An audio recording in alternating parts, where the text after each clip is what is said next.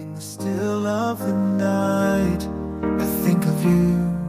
My heart beats with every thought of you. You're the one I can't let go.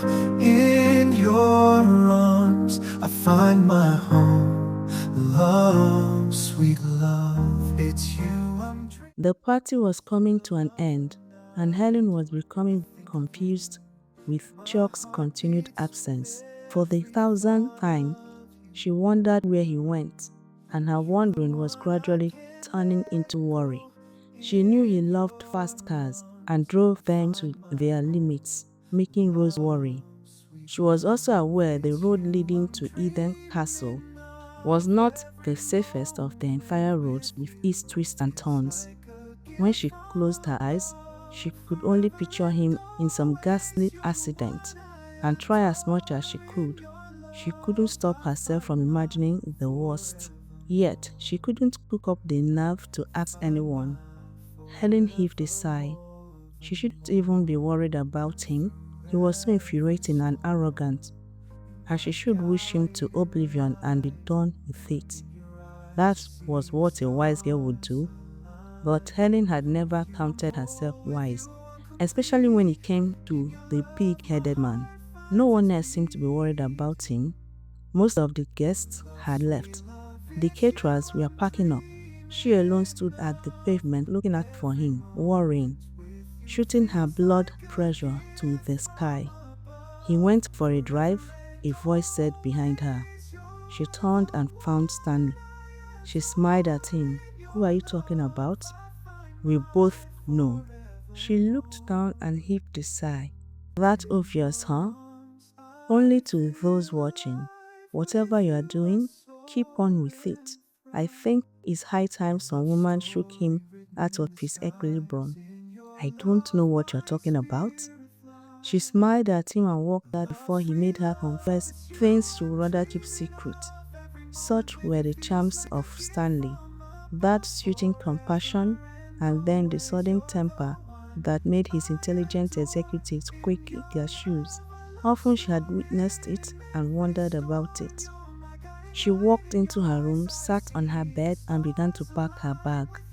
She was determined to leave first thing in the morning. She would make some flimsy excuse to Uma. Knowing Uma, she would wonder, but she would not insist. She needed to get away from Chuck. She needed some space between them to think, so she could get back into reality. And remember all the reasons why loving him was wrong. How could something so wrong feel so right? If it was so wrong for her, how come she loved everything about him? His touch, his kiss, his green eyes, his arrogance, his temper, his smile. Helen heaved a sigh and went to stand by the window. How was she going to survive this? How was she going to come out of this victorious? How was she going to make him love her? She looked out of the window as if the answers would be written in the sky. She saw him walk up the stairs leading to the front door.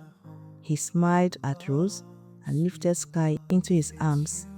He looked like some Grecian god in his ripped blue jeans and white tunic shirt.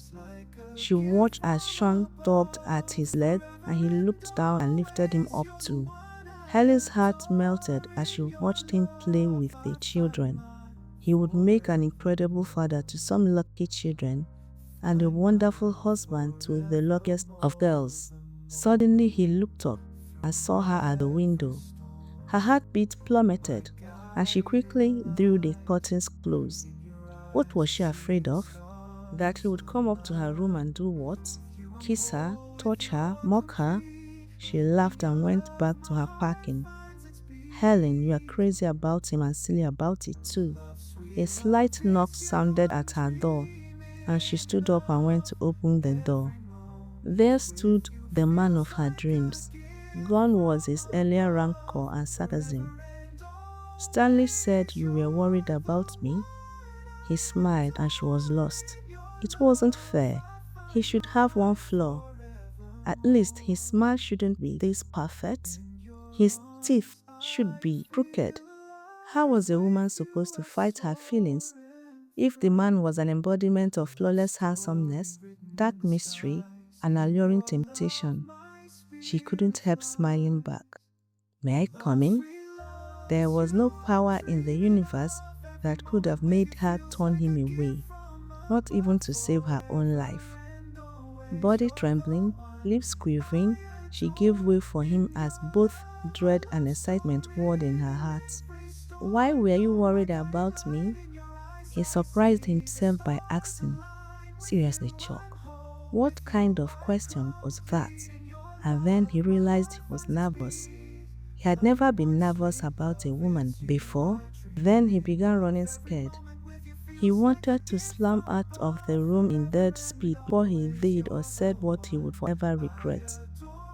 "I don't know how he came to that conclusion." She finally managed to answer him.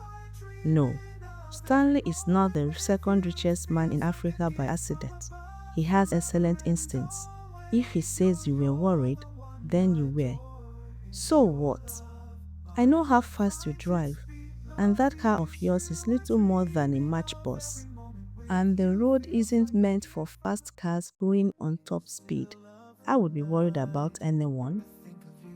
He kissed her. She was taken by surprise, shocked, stopped breathing, and moments later, she melted against him. "No one has anxiously waited for me with worry in a long while," he said to her. Chuck didn't know what possessed him, but when he heard she was worried about him, a light burst inside him. He felt warm all over. He felt loved like never before. "Really? Not even Rose?" she asked, looking up at him. "I have not lived with Rose in a long while." "You lived with her? When?" He abruptly turned away from her, and Helen wondered what she said. Did I say something wrong? My growing up years I don't talk about. Then he noticed her bag. "Leaving already?" "First thing tomorrow morning," she answered, feeling sorry that the moment they were having seconds before was lost. "Lucky you, Mama would commandeer everybody to church. Wise of you to make your escape before then." "I would happily go to church with her. I have other reasons for wanting to go." "Is it me? You want to get away from me?" Her eyes widened in alarm. He could so easily deduce her reason for running away. No, of course not she stammered. "Believe me, I want to run away too. You render me powerless. I can't seem to fight this feeling inside of me for you. I don't know what it is, but I have a feeling we can't run away from it, not until we figure it out." "What does that mean?" she asked, her fingers crossed, her heart heaving, and her anticipation high. "It means..." His phone rang, and he looked at the caller ID. Of all the times in the world, this person had to call now? Helen wondered gravely, willing him with her mind not to answer the call. "Hello," he answered, and she could only stare in disappointment as he answered. What kind of bad luck was this? He was going to say something, ask her something. Who could be calling, and why would the call be more important than the moment they were having? "What?" he exclaimed, and then turned to her with a smile. "I have to take this," he said, and leaned over and kissed her and left, just like that. Helen sat down on the bed feeling all kinds of anger and frustration. She woke up very early the next morning, feeling stiff and tired. It was expected, of course. She had spent the better part of the night waiting for Chuck to return, but he never did. So much for the feelings she invoked in him. So much for being rendered powerless. She would have thought that such power, were it true, would have compelled him to come back and finish what he started. Tired, she got up from the bed and went to take a shower. Thankfully, she had made her excuses to Mma last night, and whether she believed her or not, Helen didn't know and Mma didn't insist. For that, Helen was grateful. The shower restored her strength a great deal. She grabbed her overnight bag and quickly made her bed and walked out, leaving the room in fine order. She stood by the kitchen door. Helen debated on a glass of juice to hold her. She didn't eat at all during the party. Her mind had been cluttered with chalk before, during, and after the party, that nothing else seemed to have mattered to her, including sustenance. Deciding on a glass of juice and some sandwiches, she walked into the kitchen and put on the lights. Wondered how long you would stand there debating food or no food? Helen jumped with fright and Chalk laughed. My goodness, I'm sure you scared 5 years out of my life. He chuckled. What are you doing up so early? She asked, while her mind went on overdrive. She had told him she would leave first thing in the morning. He probably wanted to see her before she left. Was that the extent of his feelings for her? Was it as powerful as he had said? What did he want with her now? To finish their conversation? Stop it, Helen, she said to herself. You are overthinking it. I am leaving, but I wanted a little breakfast first. Helen tried to squash the disappointment that was seeping into her spine. How could she have thought he would be out this early just to see her before she left? Is this how much you hate church? Two can play this game, she said to him silently. If he wanted to play it down, act casual, she would show him she was better at it. No, I don't mind going once in a while. My mother is in my house. She arrived without notice last night. Oh, Helen was astonished. Did she not hear he was more or less an orphan and he was adopted? He has a mother? How come he never mentioned her? How come no one in his circle had? How come she didn't socialize with them? I didn't know you have a mother. Seriously, she said to herself. What a dumb thing to say. Yeah, I know. A lot of people seem to think I fell from the sky. He laughed and got up from his seat, pushing his plate of cereal away. How come you don't talk about her? I mean, your mother.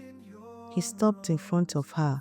Would you rather ask me questions I am not going to answer, or kiss me good morning? Helen was thrown out of her center. She should be used to this by now. I would rather be on my way, she said to him. But she didn't find the courage to turn away and do as she said. Rather, she stared at his lips hungrily. He smiled and turned away. The disappointment caught her like a knife, and she was beyond shocked that he could turn away from her just like that. Then we best be on our way? On our way? Or have you made an alternative arrangement on how to get to town? Maybe I have a car. You don't. Is your mother really in town?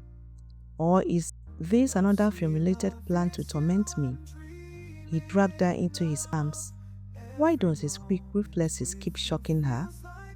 You don't know what torment is, Helen dear, until the woman you spent half of the night dreaming about shows up in the morning or denies you a kiss.